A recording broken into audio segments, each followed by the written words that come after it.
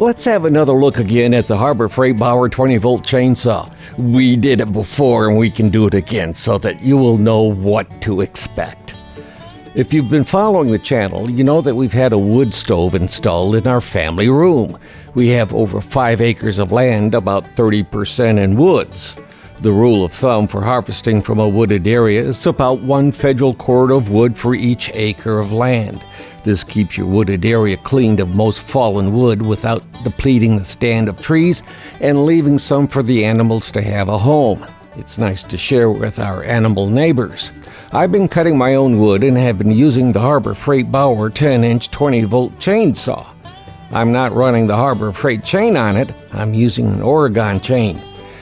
Maybe it's worth another talk about.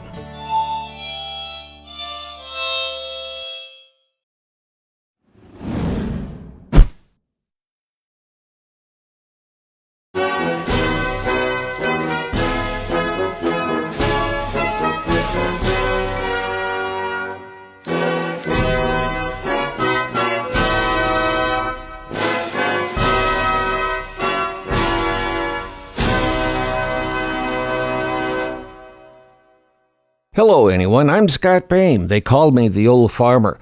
I know I've done several videos already about the Bauer 20-volt 10-inch chainsaw from a Harbor Freight, but I think my using the chainsaw to cut my firewood and how the saw is working out deserves another look. The Bauer is intended for cleaning up fallen limbs and debris around your home. It's not intended to replace a chainsaw for use cutting firewood. So how is the Bauer holding up to what would be considered farming level of use? I think the main thing is that I'm running real chains on the saw. I now have 4 chains. I can sharpen them myself, but I would rather pay a couple of bucks and have the hardware store sharpen them for me. If I need to, I'll touch up a chain to finish a day's worth of cutting, but otherwise I'll leave it to the hardware store for full sharpening. I can send 2 in for sharpening and still have 2 to cut with. I'm talking a lot about the chain because it's what does the cutting. I'll put the model of the Oregon chains that work on the Bauer down below. I get nothing for doing this. It's just a courtesy to you so that you have your Bauer cutting at its best. Now about the saw. I like that it has an automatic oiler. You can use regular motor oil. That's the suggestion from Harbor Freight. I use chainsaw oil. It clings a little better than motor oil. The automatic oiler on most saws is nothing more than a weep hole that allows oil to fall on the chain. When I first used this saw, I filled it with chainsaw oil and did some test cuts to see how it worked. I then stored the saw for about 6 months. I figured the oil would have seeped out, but it didn't. The saw cuts slower than a 2-cycle steel. That's okay with me. There is less of a chance of an accident with a slower saw. There is ample power to pull the chain through the wood. I've cut larger pieces than the 10 inches of the bar. It means that I have to cut from both sides. In theory, I can cut up to a 20-inch log. That's a pretty good sized piece of wood. Overall, I like the saw and how it handles. Being electric, I don't have all the issues found with a 2-cycle chainsaw. Less noise, odor, and no longer do I have to fight to get a 2-cycle engine fired up. It's much lighter and therefore less fatiguing to use. The vibration is different, but about the same.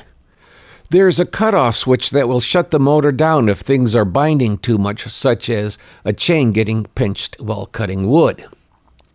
I'll get back to that in just a moment. I'm running the 5-hour batteries, and 2 batteries will be more than these old bones can do in a day. I have 4 such batteries and a couple of 3-hour batteries.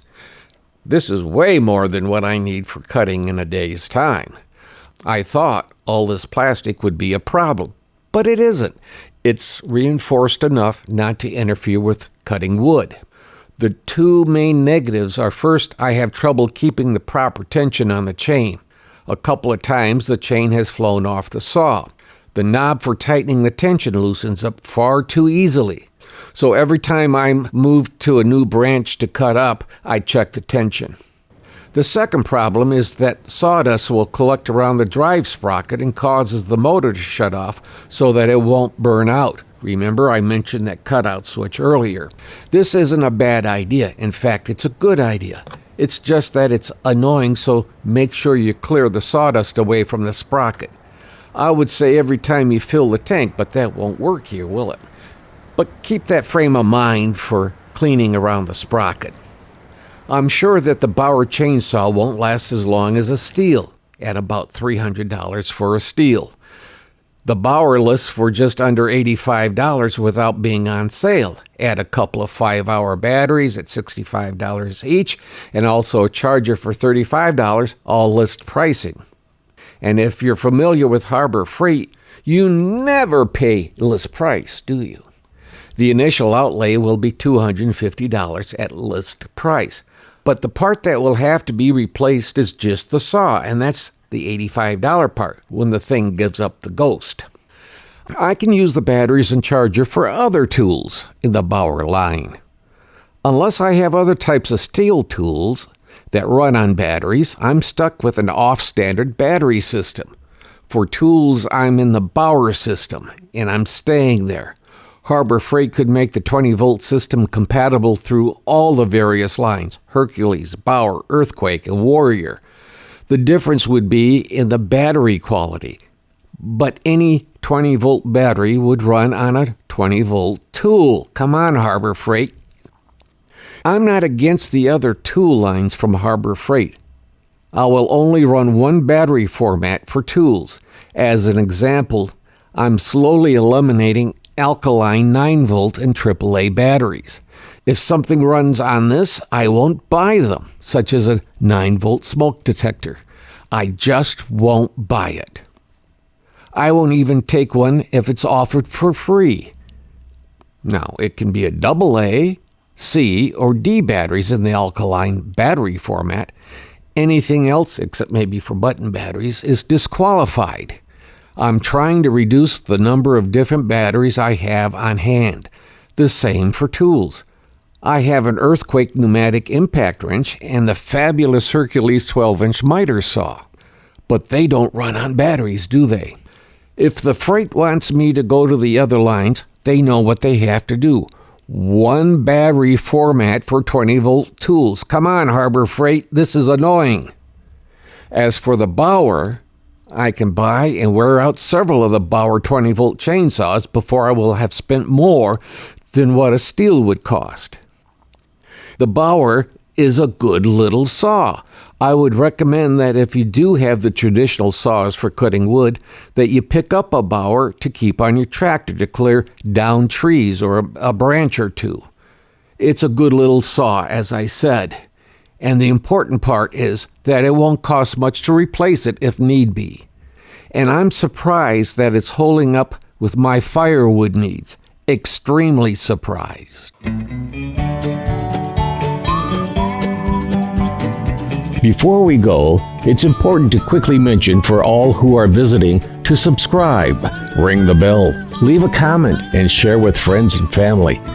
Now for the most important part. Thank you to those who have subscribed. Thank you. And yes, thank you to those who are visiting. We value you too. We're trying to reach 1,000 subscribers so that we may receive a pittance from YouTube to cover expenses. We replaced one camera, tripod, and bought a water-cooled editor for video production, plus all the tools we review. So if you could help us reach that 1,000 subscription point, thank you. Well, this is the old farmer Scott Boehm. Be well, be safe, and be kind to someone.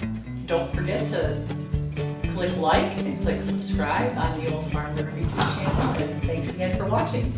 Bye.